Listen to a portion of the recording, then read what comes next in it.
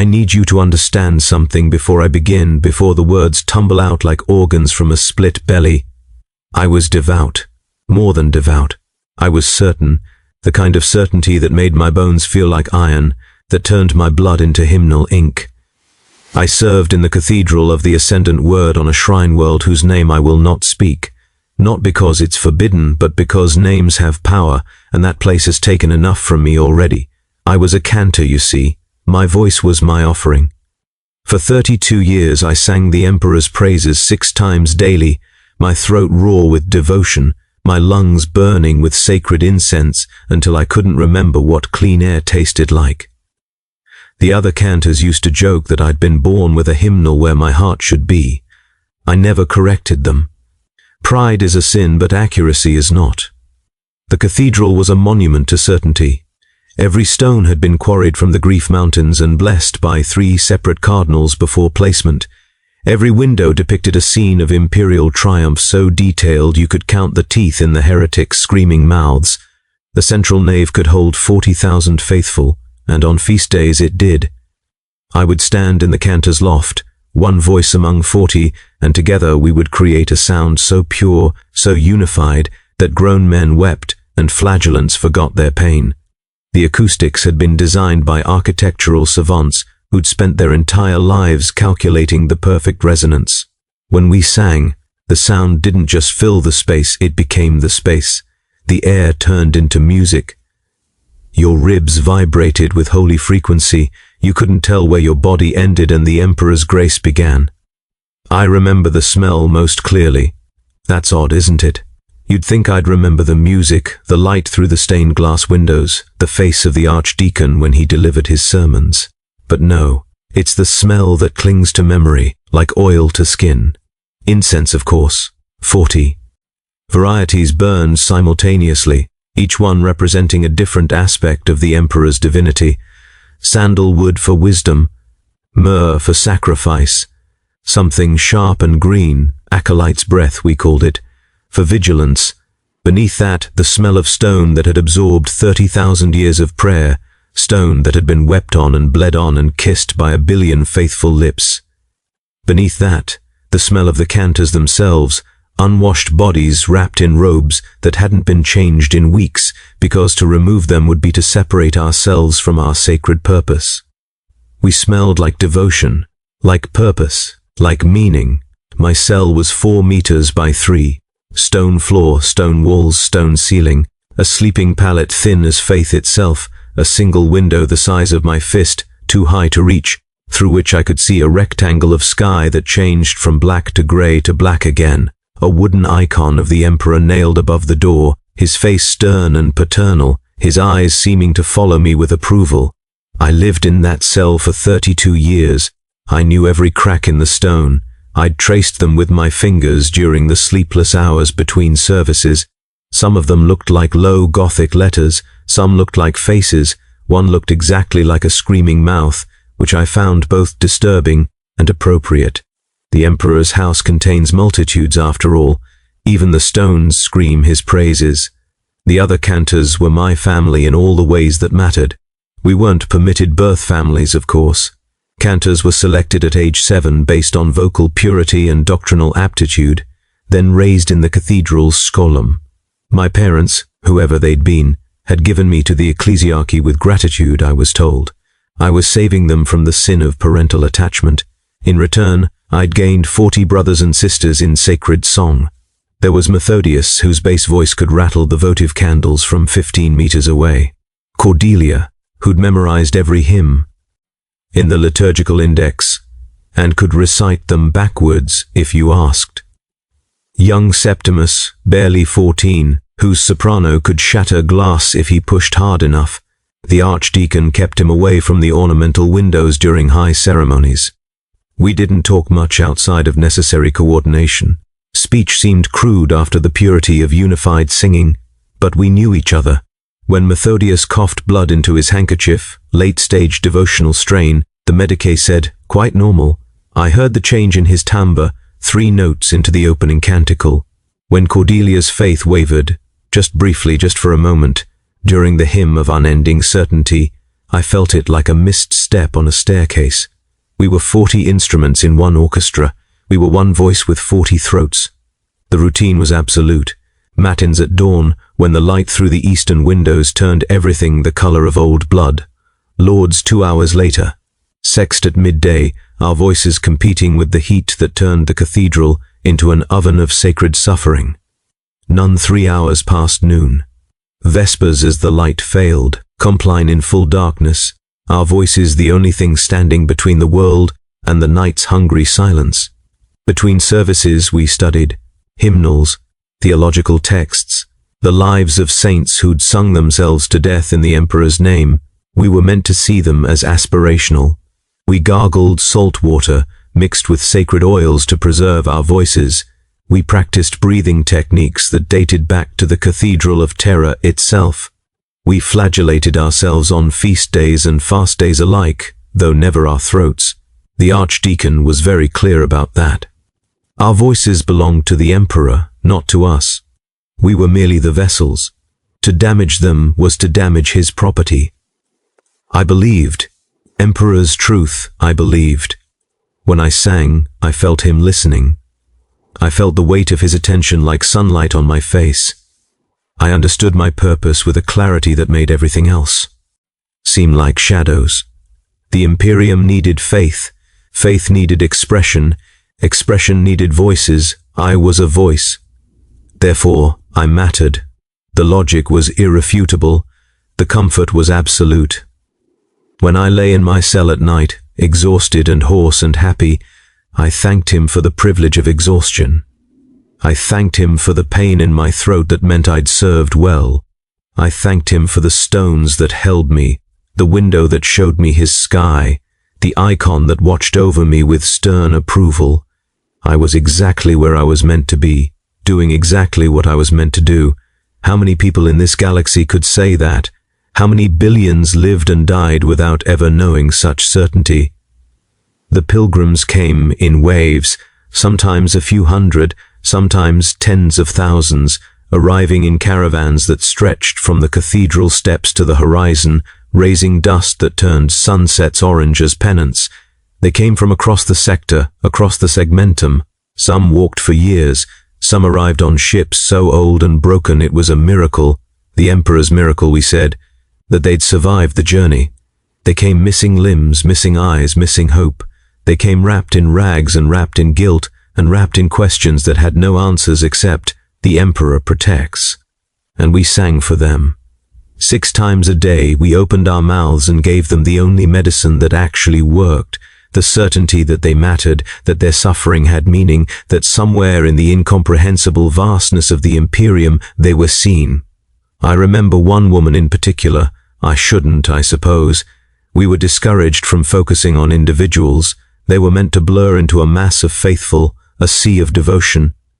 But she stood directly below the cantor's loft during Vespers on the feast of the Emperor's Ascension, and when we sang the hymn of certain victory, I saw her face.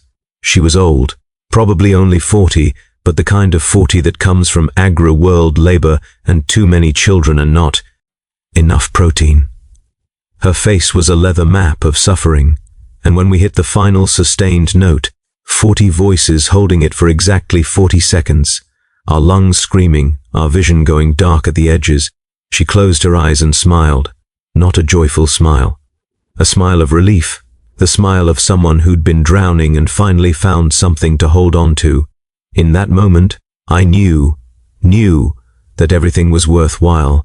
My suffering had purchased her moment of peace. My voice had given her something to cling to in a galaxy designed to strip away hope. I was part of something vast and necessary and good. That was 3 months before it started. The first sign was so small I almost missed it. We were halfway through Lords, approaching the crescendo of the canticle of unwavering purpose, when I noticed the smell had changed. Just slightly. The incense still burned. I could see the smoke rising from the braziers in thick grey columns. But underneath it was something else, something sharp and cold, like metal left too long in the rain. Like the smell of a cogitator overheating almost. But that was impossible. We didn't have cogitators in the cathedral. Technology more complex than a candlelighter was forbidden in the sacred spaces. Even the archdeacon's personal chambers were kept deliberately primitive to avoid the machine god's jealousy, so I dismissed it. Probably just my imagination.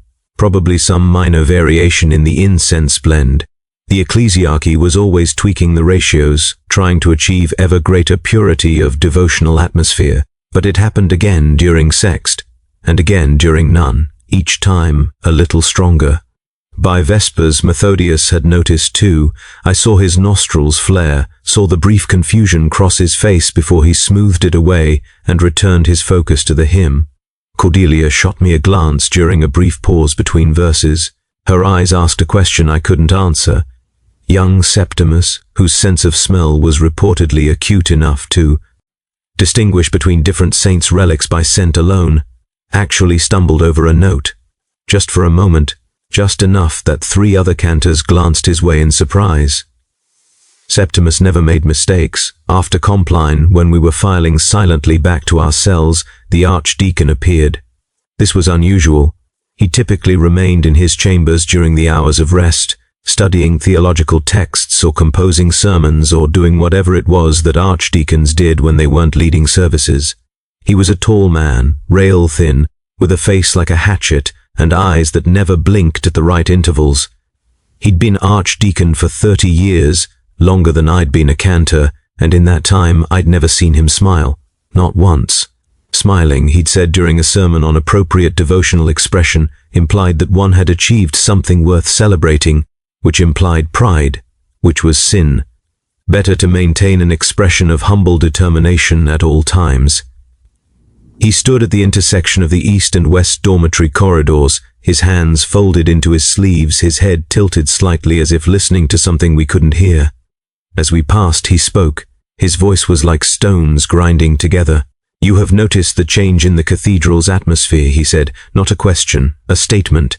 This is natural. The building is old. The ventilation systems require maintenance. The Mechanicus has been notified. Continue your duties without distraction. Faith is demonstrated through consistency, not curiosity." Then he turned and walked away, his robes hissing against the floor like something serpentine. But here's what bothered me. The cathedral was only 3,000 years old. That's young by imperial standards. The ventilation systems were granite shafts and cunningly placed apertures. No machinery, no moving parts, nothing that could require maintenance. And why would the Mechanicus be involved? They had their own temple forge on the far side of the... They rarely came to the cathedral, and when they did, it was with obvious discomfort, as if our flesh and faith approach to worship offended their mechanical sensibilities. Something was wrong. I knew it the way you know when you've inhaled water instead of air, a fundamental wrongness that bypassed thought and went straight to panic. I didn't sleep that night. I lay on my pallet and stared at the icon above my door. The Emperor's face looked different, less stern, more disappointed. No, that was ridiculous. It was a wooden carving. It didn't change expressions. The light was different, that's all. A cloud had passed over the moon, or maybe there was no moon that night. I couldn't see through my fist-sized window from this angle. I tried to pray. My lips moved through the familiar words, the litany of protection, the hymn of certain faith, the prayer for restful submission, but they felt hollow. Not meaningless exactly, just hollow, like singing into a room where someone has hung sound-dampening cloth. The words went out, but nothing came back. The smell grew stronger. By the 3rd day, it had progressed from a faint metallic tang to a presence. It felt occupied, somehow, like the smell itself had mass and intention. During matins, Cordelia coughed, a dry, sharp sound that echoed wrong in the cathedral's perfect acoustics. By Lauds, 3 other cantors were coughing too. By Sext, it was 10. By Vespers, it was half of us, our voices breaking mid-note, our carefully practiced unity fracturing into something ragged and desperate. The pilgrims noticed. I saw confusion on their faces, then concern, then, worst of all, doubt. They'd come expecting certainty. We were giving them a concert of tuberculosis victims. The archdeacon said nothing. He led the services as always, his voice unwavering, his posture rigid with controlled devotion. If he noticed the deterioration in our performance, he gave no sign. But I noticed something else.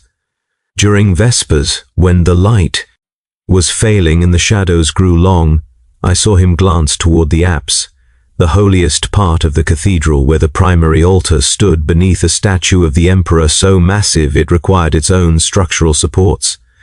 He glanced, and for just a moment I saw something in his face, not fear, not exactly, more like recognition, the expression of someone watching a predicted outcome unfold exactly as expected. Then it was gone, and he was back to his hatchet-faced impassivity, leading us through the hymn of enduring service with mechanical precision. By the end of the first week, the smell had evolved. It wasn't metallic anymore.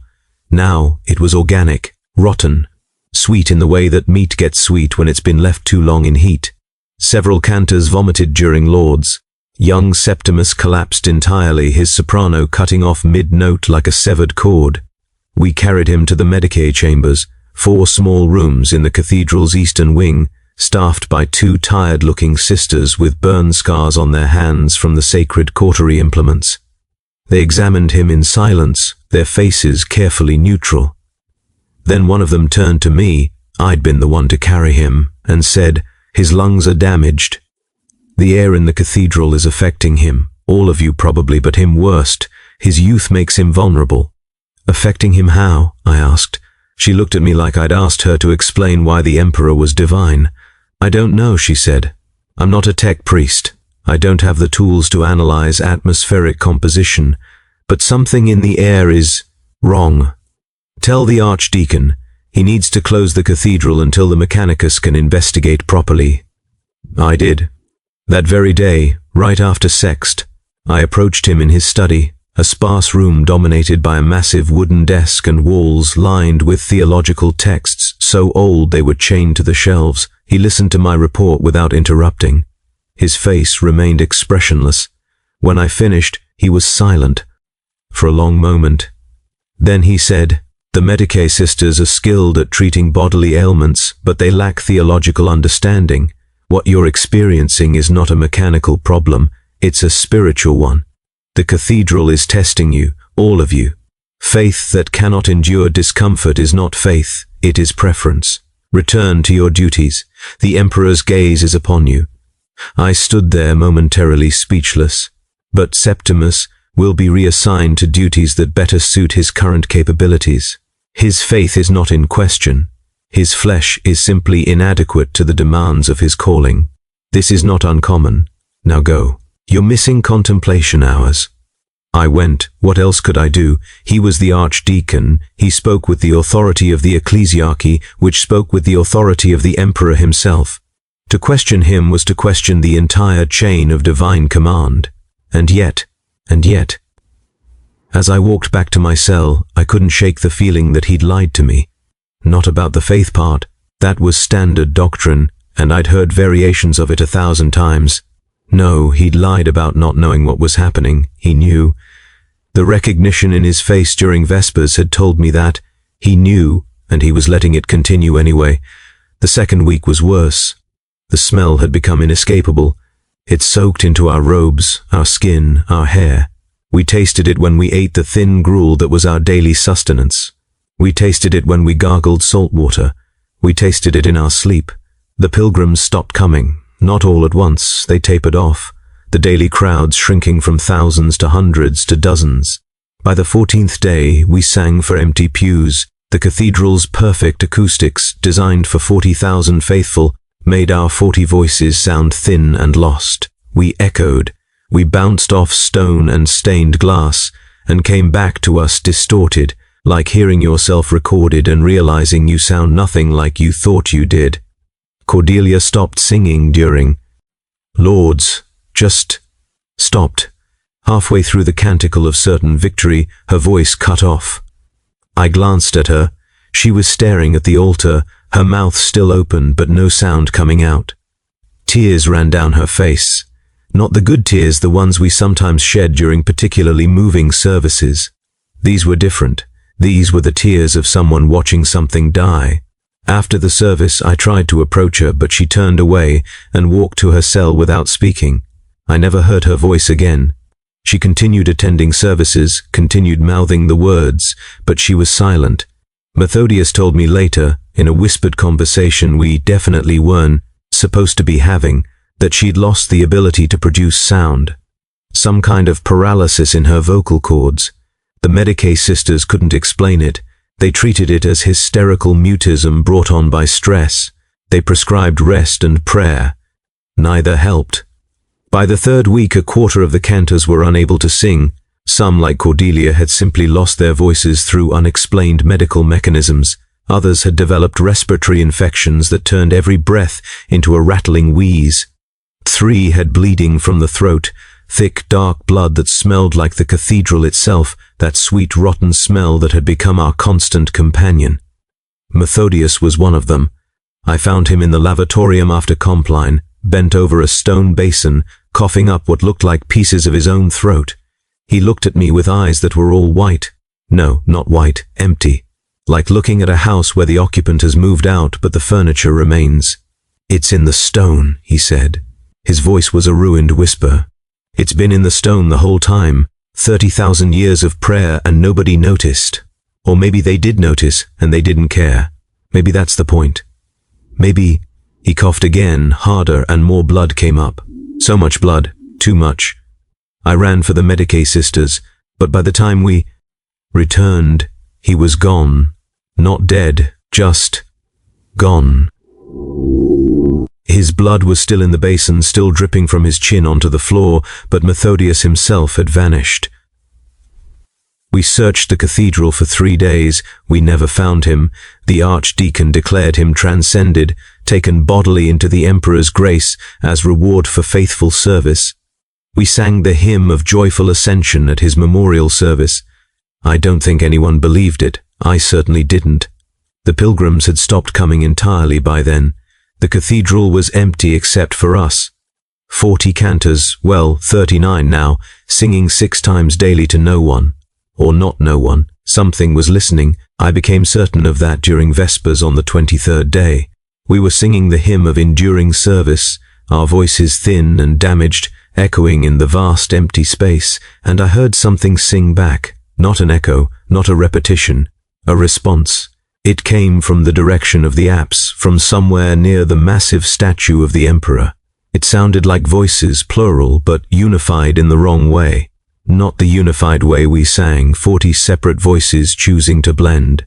This was unity through obliteration. Many voices that had been melted down and reformed into a single impossible sound. It sang words I almost recognized, words that sounded like High Gothic but with the syllables rearranged, with consonants that shouldn't exist, with vowels that hurt to hear. I looked at the other cantors. They'd heard it too. I saw it in their faces, the same expression I must have worn. Recognition and denial happening simultaneously. The hymn faltered. Several cantors stopped singing entirely. Cordelia, still mouthing the words silently, closed her mouth and stared at the apse with an expression of vindication. "See?" her face said. "See? I told you." Except she hadn't told us anything because she couldn't speak, but we understood anyway. The archdeacon didn't stop. His voice continued, strong and unwavering, expecting us to follow. And we did. What else could we do? We'd been trained since age 7 to sing no matter what. To sing through pain, through exhaustion, through doubt, to sing until our voices gave out, and then to keep mouthing the words, because the emperor's praises did not depend on our ability to vocalize them. Our participation in that praise was what mattered, even if it was silent. So we sang, or tried to. Our voices cracked and broke and bled, but we sang, and the thing in the apse sang with us, under us, through us. By the end of Vespers, I couldn't tell which sounds were coming from my throat and which were coming from the stone itself. That night, I broke the cardinal rule. I left my cell during the hours of rest. The dormitory corridors were dark. We weren't permitted candles except during designated prayer times, but I knew them well enough to navigate by touch.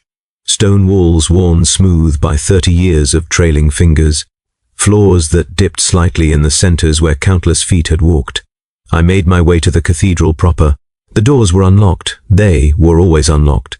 A cathedral cannot fulfill its purpose if the faithful cannot enter. The nave was dark except for the eternal flame that burned before the altar, a flame that had supposedly been lit at the cathedral's consecration and never extinguished.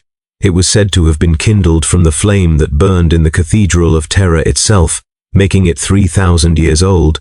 Looking at it now, I believed it. The flame was wrong, too pale, too steady. Real fire dances.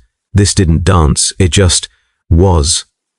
I walked down the central aisle, my bare feet silent on the stone. The smell was overwhelming here, so thick I could feel it coating my throat, my lungs, my thoughts.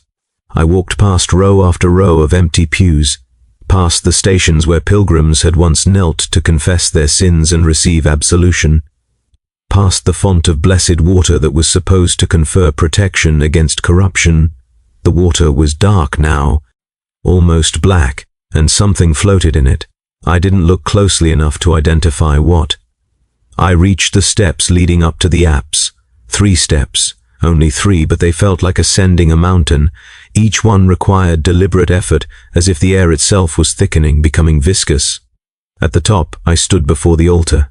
It was a massive thing, carved from a single piece of black granite, decorated with bas-relief scenes of the emperor's triumphs, or what were supposed to be triumphs. Looking at them now, in the pale light of the eternal flame, they looked less like victories and more like, I don't know, consumption? The scenes showed the emperor destroying his enemies, yes, but there was something about the carvings, something about the angles and proportions, that made it look less like he was destroying them and more like he was absorbing them, eating them, incorporating them into himself. I blinked, looked again. No, I was wrong. It was just the light, just my exhausted, oxygen-starved brain making patterns where none existed. Behind the altar stood the statue, the emperor himself rendered in stone at 3 times human height. He stood with one hand raised in benediction, the other resting on the hilt of a sword so large it would take 10 men to lift. His face was stern, paternal, judgmental, loving. All the things he was supposed to be. I'd looked at this statue every day for 32 years. I'd sung to it, prayed to it, taken comfort from it. Now I looked at it and saw nothing. No, that's not right. I saw something, but it wasn't the emperor. It was stone. Just stone. Shaped stone, skillfully carved stone, but stone nonetheless. Stone that had absorbed 30,000 years of prayer and faith and devotion and suffering and had remained exactly what it was, stone. The thing in the apse sang. It wasn't coming from the statue. It was coming from behind it, from beneath it, from inside it, from the stone itself, the walls, the floor, the ceiling. They were all singing, not the hymns we sang. Something older, something that had been here before the cathedral was built, before the world was sanctified, before the Imperium had arrived and declared this planet sacred, something that had been sleeping in the stone, dormant, waiting. And 30,000 years of prayer had fed it, every hymn, every canticle, every desperate plea from every suffering pilgrim had soaked into the stone like water into bread, and the thing had absorbed it all, had grown fat on it, and now it was singing back. I ran. I'm not proud of that. A true faithful would have stood firm, would have prayer-bombed the thing with every hymn and canticle and litany they knew, would have faced the corruption with unwavering faith and absolute certainty. I ran like a coward, my feet slapping against stone, my breath coming in ragged gasps, my mind full of nothing but the primitive need to be away. I made it back to the dormitory corridor. I made it to my cell. I slammed the door. We weren't supposed to slam doors, it disturbed the contemplative silence, and pressed my back against it, breathing hard, staring at the icon above the door. The emperor's face looked down at me, still stern, still paternal, still watching, still not helping. I wanted to scream. I wanted to tear the icon down and smash it against the floor until it was splinters. I wanted to run to the archdeacon's chambers and shake him and demand answers. I wanted to gather the remaining cantors and flee the cathedral and never look back. I did none of these things. I lay on my pallet and stared at the ceiling and tried to convince myself that I'd hallucinated everything. Stress, exhaustion, poor air quality affecting my cognition. By morning I'd almost succeeded. Almost. But matins confirmed it. The thing sang with us from the first note, and now it was louder, stronger. It no longer bothered with subtle harmonies. It sang its own melody, a counter-song that ran parallel to ours, but separate, like two trains on adjacent tracks running in opposite directions. The remaining cantors, 37 now, 2 more had vanished during the night, looked at each other with dawning horror. We kept singing. The archdeacon kept leading. His voice never wavered. His face remained impassive. I watched him throughout the entire service, and he gave no indication that anything was wrong. He acted as if this was completely normal, as if cathedrals were supposed to sing back. After matins, I approached him again. I didn't ask permission. I didn't wait to be acknowledged. I simply walked up to where he stood at the altar, genuflecting before the emperor's statue, and said, "What is happening?" He didn't turn around. He continued his genuflection, a full prostration, his forehead pressed against the stone, his arms extended. When he spoke, his voice was muffled but clear. "The cathedral is fulfilling its purpose. Its purpose is to provide a space for worship." No. He rose to his feet in one smooth motion, his joints making no sound despite his age. "That is a purpose. Not the purpose. The cathedral's true purpose is to contain, to channel, to concentrate." He turned to face me. His eyes were wrong, not corrupted, not mutated, just wrong, empty in the same way Methodius's had been empty. The ecclesiarchy does not build cathedrals randomly. Certain sites are selected for reasons that the common faithful need not understand. This world, this location was chosen because something already existed here, something that predated humanity's arrival, something that fed on faith. The cathedral was built not to worship the emperor, but to feed the thing beneath, to keep it sated, to prevent it from spreading. I stared at him. My mouth was open, but no sound came out. I understood, finally, why Cordelia had stopped singing. "For 30,000 years, the archdeacon continued, this has worked. Pilgrims come, they pray, they suffer, they offer their devotion. The thing feeds. It remains contained. Everyone fulfills their role. But the pilgrimages have decreased in recent centuries. The faithless grow numerous. The offerings have become insufficient. The thing grows hungry. It begins to feed on the cathedral itself, on the stone that contains it, on the prayers that have soaked into that stone, on us." He smiled. It was the first time I'd seen him smile. It was worse than his stern impassivity, much worse. "We are the final offering. The cantors who have spent their lives pouring faith into these stones. We are concentrated devotion in human form. The thing will feed on us, and perhaps, it will be sated for another 1,000 years. Long enough for the ecclesiarchy to find another solution. Or not. But either way, we will have fulfilled our purpose." "You knew," I said. My voice sounded distant, like someone else was speaking. "From the beginning you knew this would happen." I suspected. The previous archdeacon briefed me when I took this position. He said it might happen in my lifetime, or it might not, that I should watch for certain signs. The smell, the singing, the emptiness in the faces. He reached out and placed a hand on my shoulder. His touch was cold. "I'm sorry you had to discover this.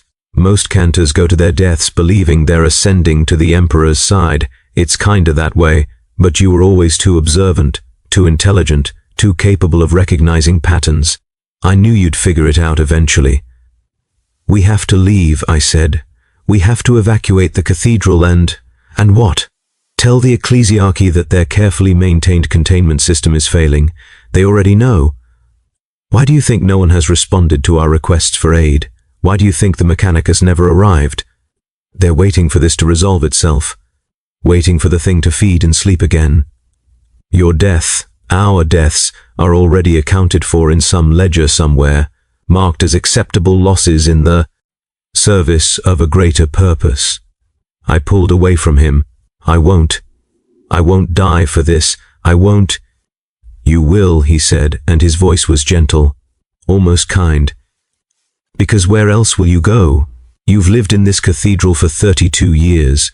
You have no family, no skills beyond singing, no understanding of the world outside these walls. You're as trapped as the thing in the stone, more trapped perhaps. It at least knows what it is. You're only now discovering that you're not a cantor. You're livestock, devotional livestock perhaps, raised with care and treated well, but livestock nonetheless. And now it's time for slaughter. I think I hit him, I'm not certain. My memory of the next few minutes is fragmented. I remember screaming. I remember my fists connecting with something solid. I remember him not defending himself, just standing there and absorbing the blows with the same impassivity he brought to everything else. I remember other cantors arriving, pulling me away, their hands gentle but firm. I remember being led back to my cell. I remember the door closing. I remember lying on my pallet and staring at the icon and realizing that the Emperor's face didn't look disappointed anymore. It looked satisfied, like everything was proceeding exactly as planned. The services continued. We sang. The thing sang with us, through us, around us. Cantors continued to vanish. Not during services, that would be too obvious, too disruptive. They vanished during the hours of rest. You'd go to sleep with 35 cantors in the dormitory. You'd wake up to 33.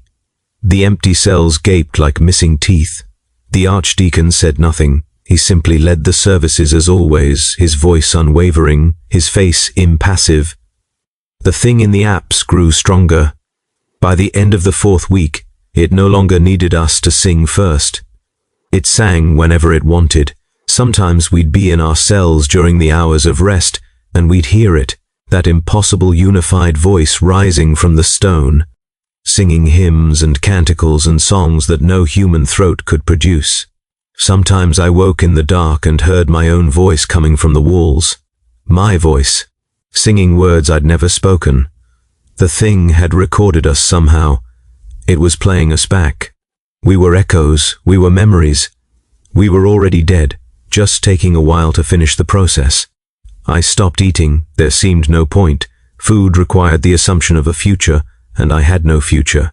I lay in my cell during the hours between services and traced the cracks in the stone. The screaming mouth crack had grown larger. Or maybe I just never noticed how large it was. It seemed to pulse, to breathe. I put my ear against it once and heard singing coming from inside the wall. Not the thing's voice, the other cantors, Methodius, Cordelia, her voice miraculously restored, young Septimus, his soprano pure and unbroken. They were in the walls, in the stone. The cathedral had absorbed them. They were part of its structure now, part of its song. They would sing forever, or until the stone crumbled. Whichever came first. I don't remember deciding to stop attending services. I simply woke one morning and didn't go to matins. I lay in my cell and listened to the hymns echoing through the corridors. My voice was absent from the chorus, but the thing sang it anyway. It sang my part for me. Better than I ever had, actually. Perfect pitch, perfect tone, perfect devotion. I'd been replaced by my own echo. The irony was not lost on me. The archdeacon came to my cell that afternoon. He stood in the doorway. He didn't enter uninvited, which I found absurdly courteous given that he'd condemned me to death and regarded me with something that might have been pity in a creature capable of such emotion. "You should attend services," he said. "It's easier if you participate. Fighting it only prolongs the process." "How long have you known?" I asked. "About the thing in the stone, about the cathedral's real purpose. 30 years. Since I became archdeacon. And you stayed anyway. Where else would I go?" He smiled that terrible smile again. "I'm as trapped as you. I've spent my entire life in service to the ecclesiarchy. I believed I was doing the emperor's work. When I learned the truth, I could either accept it or go mad. I chose acceptance. It seemed cleaner."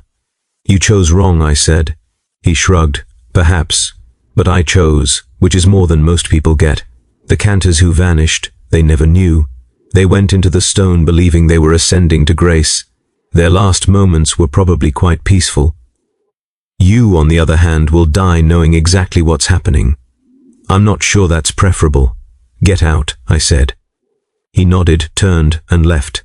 I never saw him again. Not in person, anyway. I saw his echo, of course. The cathedral absorbed him 3 days later. I heard it happen during Vespers. His voice cut off mid-hymn, a shocked, truncated sound, and then the thing's voice sang his part, perfect and unwavering.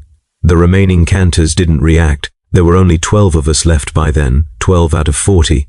The odds weren't looking good. I barricaded my door.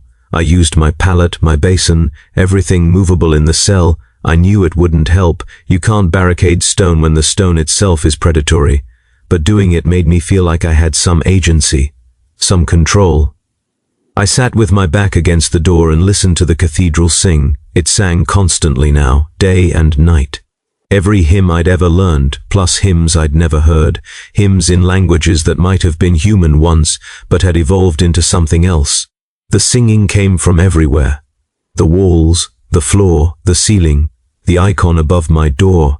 The Emperor's wooden face sang with the stone voice, his lips unmoving, his eyes still watching me with satisfaction. I tried to pray. I tried every prayer I knew, the litany of protection, the hymn of certain faith, the prayer for restful submission. I tried. Prayers I'd forgotten I knew, childhood prayers taught in the Skolum, prayers for finding lost things and healing wounds and granting peaceful deaths. Nothing worked. Not because the prayers were answered incorrectly, but because they weren't answered at all. The words went out and disappeared into the singing stone. The Emperor wasn't listening. Maybe he'd never been listening. Maybe prayer wasn't communication, maybe it was just food, faith as sustenance, devotion as nutrition. We'd been feeding something for 30,000 years, and we'd called it worship. The thing came for me on the 47th day. I know because I'd been counting, scratching marks into the stone wall with a piece of the broken basin. 47 marks. 47 days since I'd first smelled that metallic tang in the cathedral. 47 days since my certainty had started its slow collapse. It came during what would have been compline. I heard the other cantors singing. There were only 4 of them left, their voices thin and desperate, and I heard the thing singing with them. And then I heard silence, total, complete silence, the kind of silence that has weight, that presses against your eardrums from the inside, that makes you aware of your heartbeat, your breathing, the blood moving through your veins. The barricade dissolved. I don't know how else to describe it.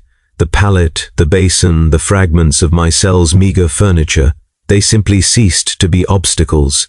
They became porous, permeable. The door opened, not physically, it remained closed, but it stopped being a barrier. The stone wall flowed, the door flowed, reality flowed. And through that flow came the thing. I didn't see it, not exactly. I saw the space where it was, the area that had become denser, heavier, more real than the surrounding air. I saw the absence of light. I saw the wrongness in the geometry of my cell, angles that bent in directions that shouldn't exist.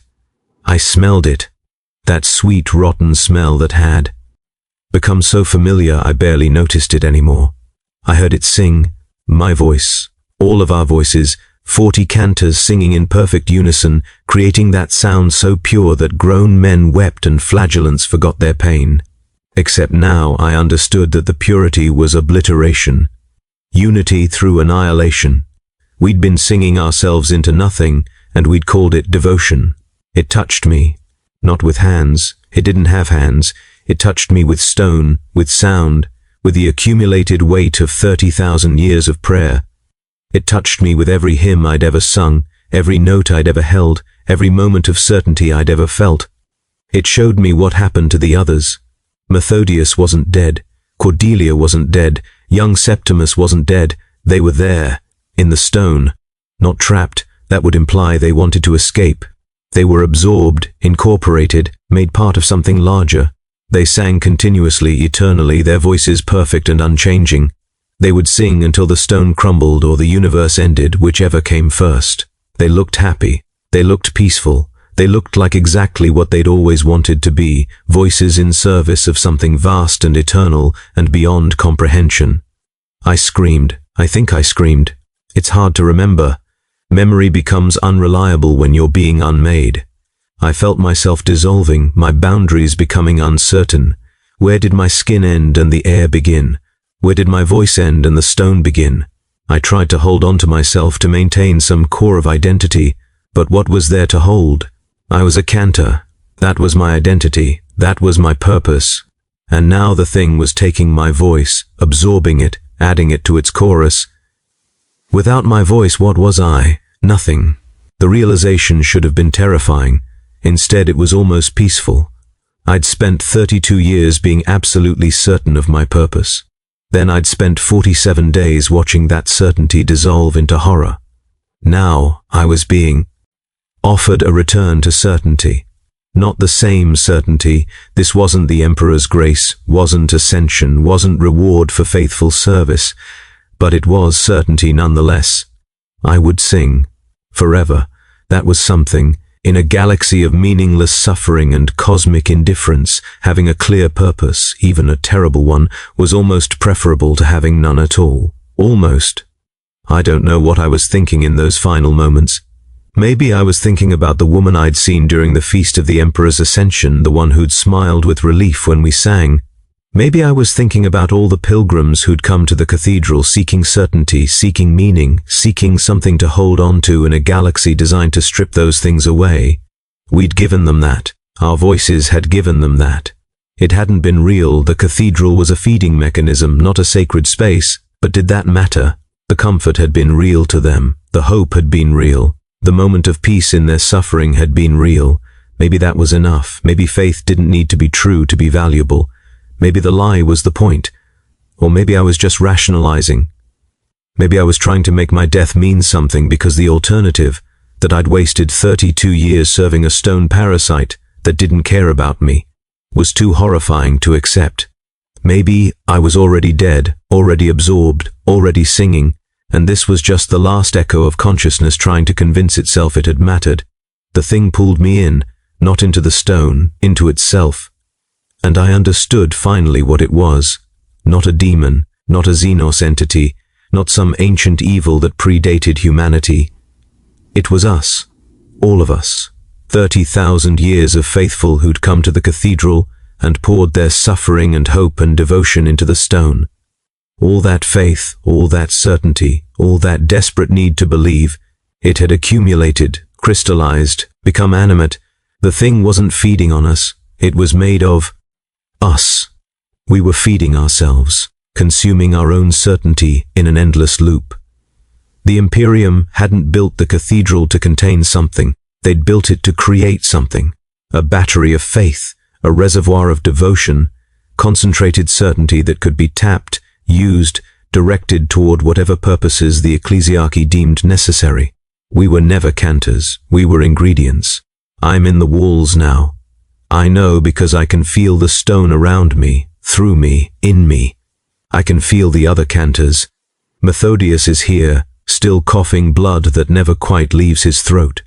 Cordelia is here, her voice restored, singing the hymns she loved. Young Septimus is here, his soprano perfect and eternal. The archdeacon is here too, his voice finally showing emotion, not peace exactly, but resignation. Acceptance. We all sing together, not 40 voices anymore, not even 1,000. There are millions of us in here, every cantor who ever served in this cathedral, every pilgrim who prayed too long, too hard, too desperately, every faithful who gave too much and couldn't leave. We sing the hymns, all of them, simultaneously, in perfect harmony and terrible discord. The sound is beautiful and hideous. It resonates through the stone, through the walls, through the planet itself.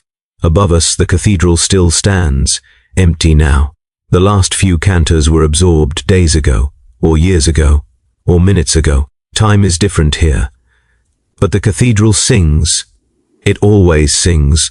It will sing forever, or until the ecclesiarchy decides it's needed elsewhere, at which point they'll deconsecrate the building and move the stone, and we'll move with it, and we'll sing in a new location for new pilgrims who need certainty. Sometimes I wonder if the Emperor knows, if he looks down from Terra, or wherever he is, if he is, and sees what's been done in his name, if he approves, if he cares. Probably not. We're so small, so insignificant.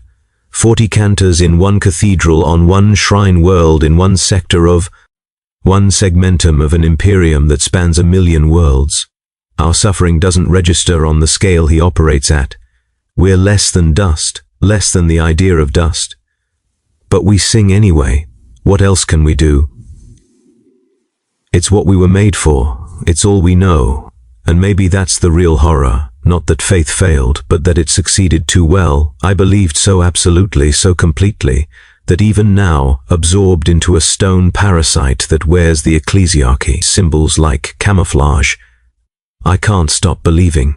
Some part of me still thinks this is the Emperor's plan, that there's purpose in this suffering, that my voice matters, even though it's been stolen and repurposed and made into something monstrous.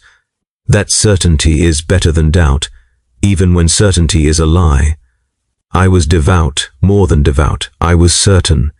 And that certainty didn't save me, it consumed me. This is what happens when faith fails in Warhammer 40K. It doesn't collapse into atheism or despair.